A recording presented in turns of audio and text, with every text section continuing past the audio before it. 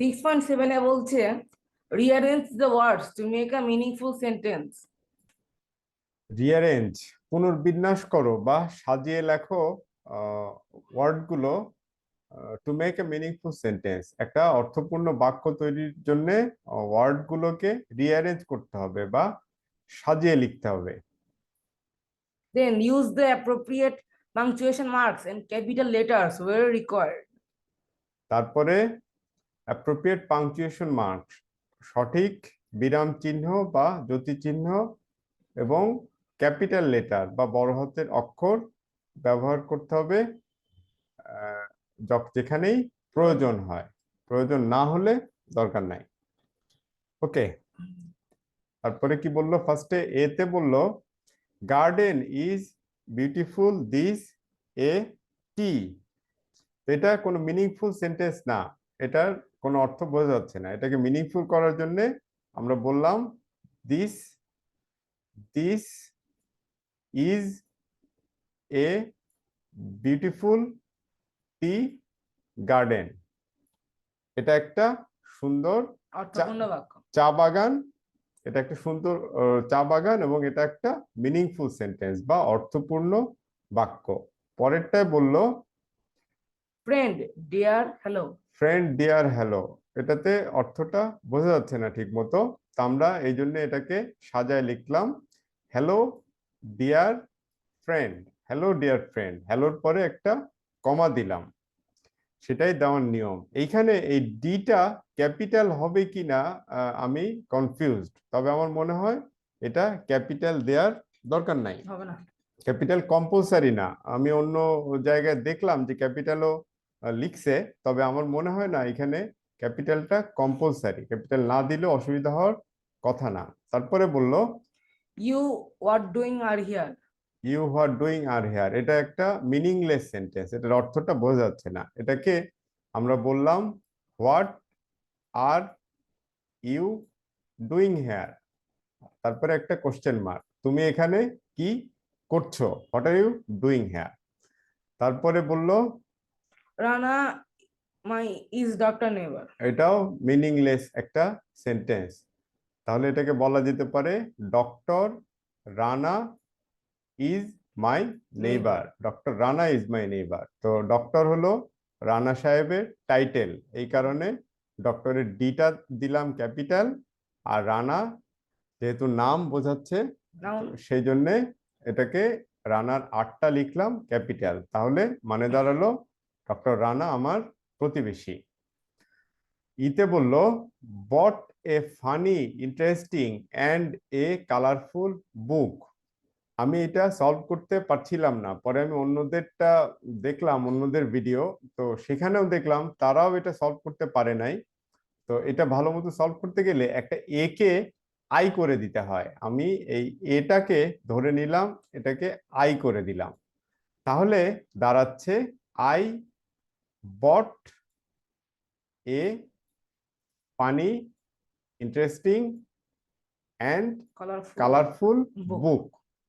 অর্থাৎ আমি একটা মজার, ফানি, ফানি মানে কি মজার, ইন্টারেস্টিং মানেও মজার বা আকর্ষণীয়, এবং কালারফুল একটা রঙিন বই কিনেছি, মানে এটা দাঁড়াচ্ছে এরকম, এবং এখানে একটা কমা লাগবে ফানি এবং ইন্টারেস্টিং দুইটাকে আলাদা করার জন্য, তাহলে আর কোনো প্রবলেম থাকে না। আপাতত এরকমই মনে হচ্ছে, তোমাদের কোনো কথা থাকলে তোমরা জানাতে পারো। 6.8 বলছে read the following story and fill in the gaps using capital letters or punctuation marks. read the following story, নিচের গল্পটা পড়ো এবং এবং fill in the gaps, গ্যাপগুলো পূরণ করো ইউজিং ক্যাপিটাল লেটার বা বড় হাতের অক্ষর অথবা পাংচুয়েশন মার্ক, জ্যোতি চিহ্ন বা বিরাম চিহ্ন ব্যবহার করে এই গ্যাপগুলো পূরণ করতে হবে। অর্থাৎ আমি হয় ক্যাপিটাল লেটার ইউজ করব অথবা আমি পাংচুয়েশন মার্ক ইউজ করব, অন্য কিছু আমি এখানে ইউজ করব না, এরকমটাই বোঝা যাচ্ছে। Then tell the story to the class using proper intonation. তারপরে গল্পটা ক্লাসের সবাইকে টেল বা বলো ইউজিং প্রপার ইন্টোনেশন, কণ্ঠস্বরের সঠিক ওঠানামা সহ বা সঠিক ইমোশন দিয়ে গল্পটা ক্লাসের সবাইকে বলো। ওকে, তো আমরা প্রথমে আগে কারেকশন গুলা করে নেই। এখানে প্রথমে বললো এটা সেন্টেন্সের শুরু ওয়ান্স, তাহলে এই ওটা ক্যাপিটাল হবে, এটা একটা কারেকশন। তারপরে এইখানে টু দা ওয়াইজ ম্যান, এখানে এখানে একটা দিলাম কমা, অ্যান্ড কমপ্লেনিং অ্যাবাউট দ্য, ওকে, তারপর সেম টাইম, ওকে, তারপরে টাইম এভরি টাইম, এখানে ফুল স্টপ দিলাম, এখানে সেন্টেন্সটা শেষ হয়ে গেছে। তারপরে এইখানে নো চেঞ্জ, এখানে কোনো কিছু আমি দিলাম না, এখানে কোনো পরিবর্তন নাই। আর এখানে দিলাম একটা কমা, আর তারপরে এখানে দিলাম এই হোয়েন এর ডাব্লিউটা স্মল লেটারে আছে, এটাকে আমরা ক্যাপিটাল করে দিলাম এই ডাব্লিউটাকে। আর এখানে সেন্টেন্সের শুরুতে টিটা করে দিলাম বড় হাতের, তাহলে এটা হয়ে গেল বড় হাতের টি, ক্যাপিটাল টি। আর এখানে দিলাম এইটে একটা কমা। আর আরেকটা কথা, over and over, over and over মানে হলো এগেইন অ্যান্ড এগেইন, বারবার, বারে বারে। আর এটার পরে 9 নম্বরে দিলাম একটা ফুল স্টপ। আর ফাইনালি লাস্টে এখানে দিলাম 10 নম্বরে একটা কোশ্চেন মার্ক, প্রশ্নবোধক চিহ্ন। এই হলো আমার কারেকশন গুলা। দেখি কারেকশন গুলা দেওয়ার পরে এটা পড়তে কেমন লাগে। We have to use proper intonation. Okay, try করি আমরা। Once in a village, there lived a wise man. Once in a village there lived a wise man. Once in a, once কোনো এক সময়, আগের কোনো একটা সময়ে এক গ্রামে একজন ওয়াইজ ম্যান বা জ্ঞানী লোক বাস করতেন। People from nearby villages have been coming to the wise man and complaining about the same problems every time. People from the nearby villages, আশেপাশের গ্রামের পিপল বা মানুষেরা have been coming to the wise man, জ্ঞানী লোকটার কাছে আসতো, এবং complaining about the same problems every time, এবং সেম প্রবলেমস, একই সমস্যাগুলো নিয়ে প্রতিবার কমপ্লেন করতো বা অভিযোগ করতো। One day he told the villagers, "Dear friends, listen to a joke." একদিন হি, অর্থাৎ দি ওয়াইজ ম্যান, জ্ঞানী লোকটা, টোল্ড দ্য ভিলেজার্স, গ্রামের লোকদেরকে বললেন, ডিয়ার ফ্রেন্ডস, প্রিয় বন্ধুরা, লিসেন টু এ জোক, একটা কৌতুক শোনো। Hearing the joke, the villagers roared in laughter. রোর, রোর অর্থ আমি আগে ভাবতাম শুধু গর্জন করা, বাঘের। কিন্তু বাঘের গর্জন, আমি তা ভাবতাম রোর, কিন্তু রোরের আরেকটা মানে হলো রোর অর্থ হাসা, হাসা হলো রোর অর্থ, আসে না কেন এটা, রোর অর্থ হো হো করিয়া হাসা, হো হো করে হাসা। ঠিক আছে, এটা আমি আজকেই শিখলাম। তো হো হো করে হাসা রোর অর্থ, আর একটা অর্থ গর্জন করাও ঠিক আছে।